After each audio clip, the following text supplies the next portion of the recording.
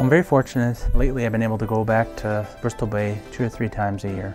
I've been enjoying it because it kind of brings something back to life inside. I could feel it, something that goes dormant when I'm outside of Alaska. It's just a sense of belonging. It's just part of me.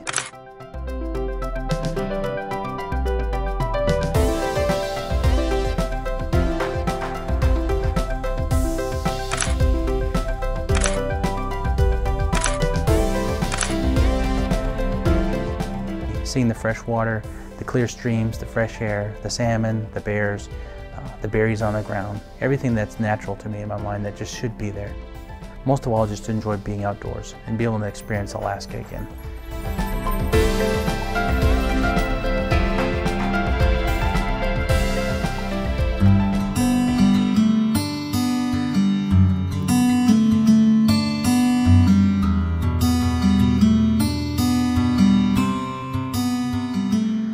Well, I was born in Kinnickinnic, Alaska, at the hospital there. Raised there, kindergarten through 12th grade on the same school. Looking back at my childhood and growing up, there were some influential people. Of course, there were my parents. I had both sets of my grandparents growing up. Very fortunate to have a positive influence on my life. Some other people in my life that I recall, there was Trifon Anguson, who was very influential when I was growing up. Donald Nielsen was helpful to me growing up. He'd take me aside when I was a young guy working at the grocery store. He'd talk to me, tell me things that I needed to know in life and kind of just guide me. Alan Asplin Sr. was very helpful. He was a BBNC board member. Here I was, a 12-year-old young guy, and he's telling me how the board slate process works, how the Robert's Rules of Orders work, and just overall and how BBNC functions.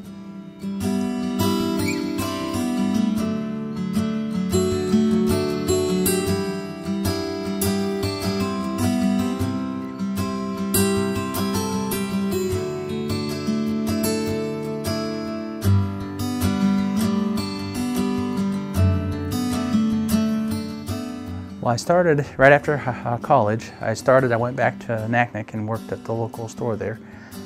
And then I went from there, I worked for the Tribal Council, the Naknek Native Village, and there I was able to learn about our people and what they stood for, the values they have, the challenges that they have, the desires that they have, the goals, their mission, what they want to see in their communities, how they want it to function, how we should function, how we should help our elders, how we should help the people that need help. A lot of values were set for me early on there.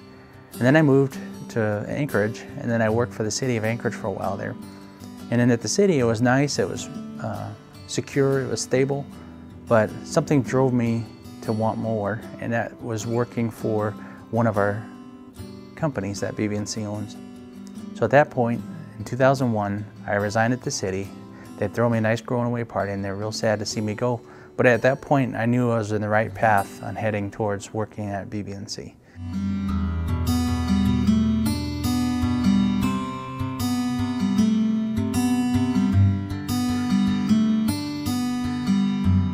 It was immediate. When you walk in, you almost felt like family. You just helped me out. They helped me understand how the customers work, how the support works, and how true customer service works for the company and their customer. Because if they failed, there was a big failure at the other end, and then possibly a loss of life, so it was very important. So right away you could see that there was a focus on providing top-notch customer service and being able to be responsive and be responsible for the support that you're providing. Craig Roberts, who's very influential in my development, I had went from being a shared service provider to working on the operations side. And that was a new environment for me because I'd never worked directly on a contract before. Craig put me in the back pocket of him, took me everywhere, sat me down at the table. He allowed me to interact with contracting officers, generals, sometimes 2- and 3-star generals. There were colonels all around, and he didn't flinch, and he showed me and shared with me on how things work. Took me on trips all over the world and allowed me to participate in meetings that I would normally not participate in. Shared with me on how the customer service worked, for how it was important to provide shared services, but there also should be a customer service focus on there as well.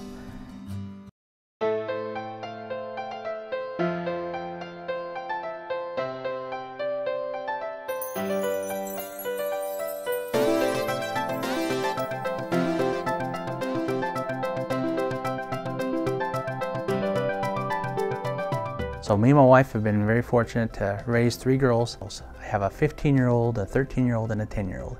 I'm treated like a king. I have to go home every day to see a great family. They're excited to see me when I get home, encourages me to work hard for the company in the daytime, and then when I get home I get to relax in a nice sanctuary that they provided for me. When I look around down in the lower 48, I listen in the woods when it's dark. I'm listening for crackling trees. I'm listening for the bears. I'm trying to smell the bears. I'm looking into the streams to see if I see salmon, and they're out there. But when I go back home, that's there. I know it's there because I was excited.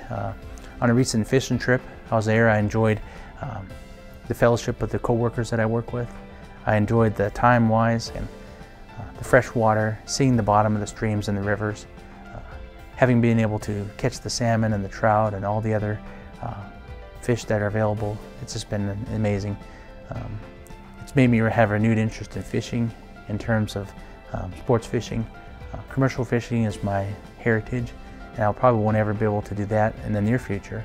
But a long-term goal of mine would definitely to go back and enjoy the commercial fishing side, because that is truly the lifeline of our communities.